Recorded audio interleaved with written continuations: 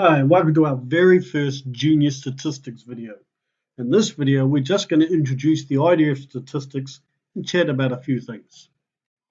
So here's a really good sentence that might pay to copy down or try and get your head around by reading it a few times. Statistics is basically a branch of mathematics that deals with the collection, the organization, the analysis, the interpretation, and the presentation of data.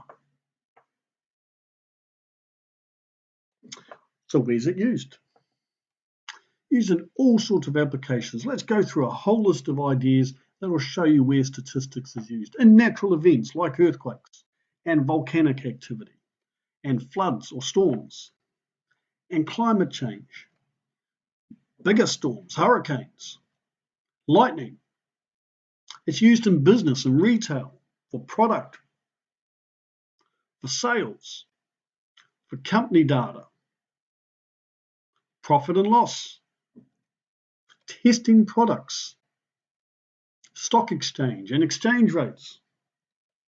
It's used in the science and health professions for testing new drugs, for recording things like the road toll, road deaths, for smoking habits, cancer and all sorts of other diseases. It's used for water testing, quality of water, used in fitness and exercise.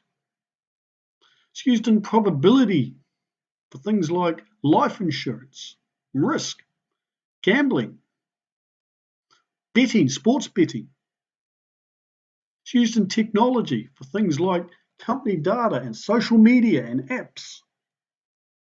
Used in gaming. It's used in testing products and testing things like the strength of a wire. Testing new technology. And it's used in social indicators for things like population growth and things like life expectancy.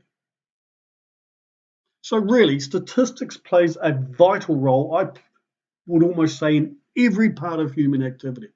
Statistics is used to analyze and keep us informed with what is happening in the world around us. Now, a couple of key words to wrap this up. Data that characterizes is called qualitative data.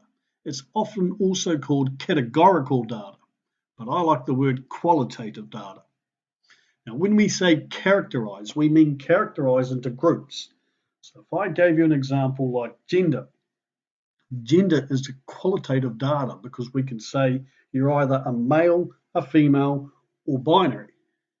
If I was to pick on the kiwi bird and say species, it could be a brown spotted kiwi, could be a little spotted kiwi. So there's different species. We've characterized them into specific groups.